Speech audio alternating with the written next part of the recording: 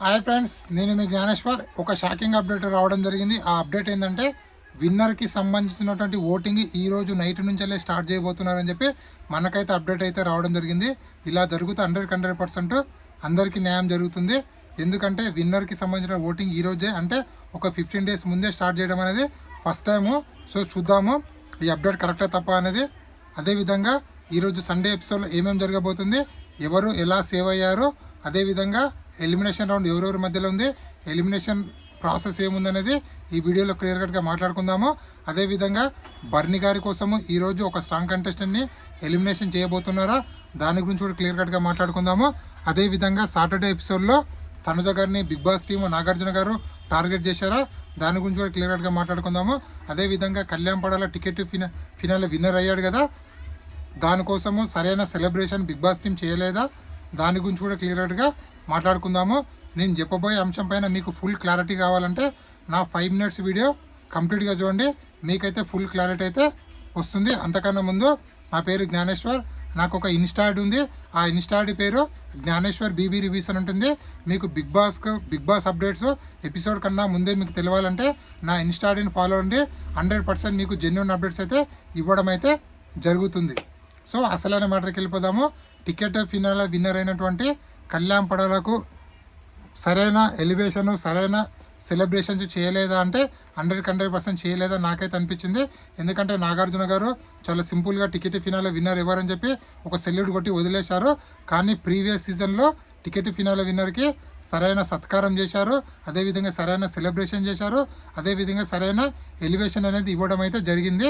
కానీ ఇక్కడ కళ్యాణ్ పడాలకు అలాంటి ఎలివేషన్ ఇవ్వలేదని నాకైతే మనసుకైతే అనిపించింది. మీకు కూడా అదే అనిపిస్తే కింద కామెంట్ పెట్టండి. అదేవిధంగా సాటర్డే ఎపిసోడ్లో తనుజ గారిని బిగ్ బాస్ టీము టార్గెట్ చేసిందని చెప్పి సోషల్ మీడియాలో కూడా వస్తుంది. సో మీకు కూడా నిజంగా తనుజ గారిని టార్గెట్ చేశారనిపిస్తే ఈ వీడియో కింద ఒక కామెంట్ అయితే పెట్టండి. అదేవిధంగా నిజంగా సాటర్డే ఎపిసోడ్ చూసిన వాళ్ళందరికీ 100% టార్గెట్ చేసిండ్రు అనిపిస్తుంది. ఎందుకంటే ప్రతి చిన్న విషయాన్ని కూడా తనుజ గారిని క్లాస్ పీకడం అయితే జరిగింది. అదేవిధంగా సుమన్ శెట్టితో ఆడిన గేమ్లో ఓడిపోవడానికి కారణం కూడా నువ్వు గేమ్ సరిగా ఆడట్లేదు, నువ్వు అంటే సుమన్ శెట్టిని చూసావు అని చెప్పి అక్కడ కూడా డిస్కరేజ్ చేయడం అయితే జరిగింది. 100% టార్గెట్ చేశారని నాకైతే అనిపించింది. మీకేమనిపించింది అనేది కింద కామెంట్ పెట్టండి. అదేవిధంగా బర్నీ గారి కోసం ఈరోజు రీతు చౌదరిని ఎలిమినేషన్ చేయబోతున్నారంటే 100% మనకు వచ్చిన అప్డేట్ ప్రకారం అయితే బర్నీ గారిని బిగ్ బాస్ టీము టాప్ 5కి పంపించాలని చెప్పి రీతు అడ్డొస్తుందని చెప్పి రీతుని ఎలిమినేషన్ చేశారని అప్డేట్ అయితే రావడం జరిగింది. ఇంకొక అప్డేట్ ఏంటంటే రీతుకు నిజంగా ఓటు పడలేవని అప్డేట్ అయితే రావడం అయితే జరిగింది. సో ఇక్కడ బర్నీ గారి కోసం కూడా రీతును పంపించారంటే అక్కడ కూడా కరెక్ట్ అనిపిస్తుంది. ఎందుకంటే బర్నీ గారి కన్నా రీతు చౌదరి గేమ్ బాగా ఆడుతుంది, బర్నీ గారి కన్నా రీతు చౌదరి చాలా డిఫెండ్ చేసుకోగలుగుతుంది, అలాగే తను డిఫెండ్ చేసుకోగలుగుతుంది.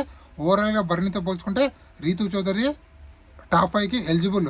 ఇంకా ఫ్యామిలీ ఆడియన్స్ కూడా Ritu చౌదరిని top 5లో maximum 4 to 5 members పెట్టారు.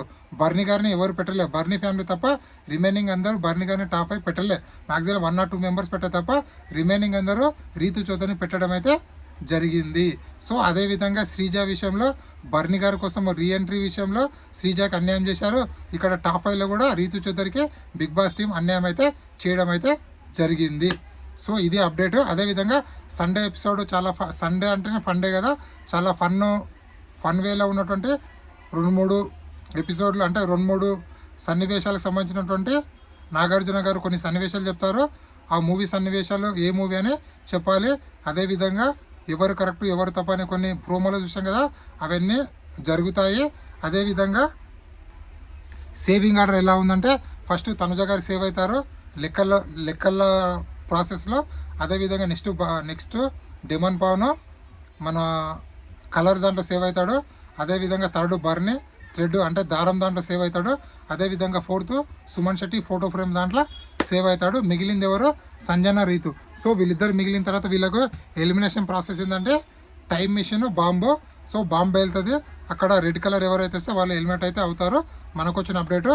అదేవిధంగా ఆడియన్స్ 3 కంటెస్టెంట్లకు సంబంధించి మాట్లాడారని డిమాన్ పవన్, కళ్యాణ్ పడాల, అలాగే ఇమానుయల్ వీళ్ళు 3 గురించి మాట్లాడారు. సో ఈ టీవీలో ఏది టెలికాస్ట్ అవుతుందో చూద్దాము. అదేవిధంగా ఎలిమినేషన్ ప్రాసెస్ చెప్పాం కదా, అదేవిధంగా ఎలిమినేషన్ అయినటువంటి రీతు చౌదరి బిగ్ బాస్ వచ్చిన కంటెస్టెంట్ అందరూ చాలా షాక్ అవుతారు. సంజన గారు ఎలా సేవ్ అవుతున్నారు, అసలు సుమన్ శెట్టి ఎలా సేవ్ అవుతున్నారు, వీళ్ళకన్నా రీతు చౌదరి ఎలిజిబుల్ కాదా అని చెప్పి అందరూ బాధపడ్డారంట. ముఖ్యంగా తనుజ, కళ్యాణ్ పడాల, మరీ ముఖ్యంగా డిమాండ్ పవన్ చాలా బాధపడి చాలా ఏడవడం అయితే జరిగిందంట.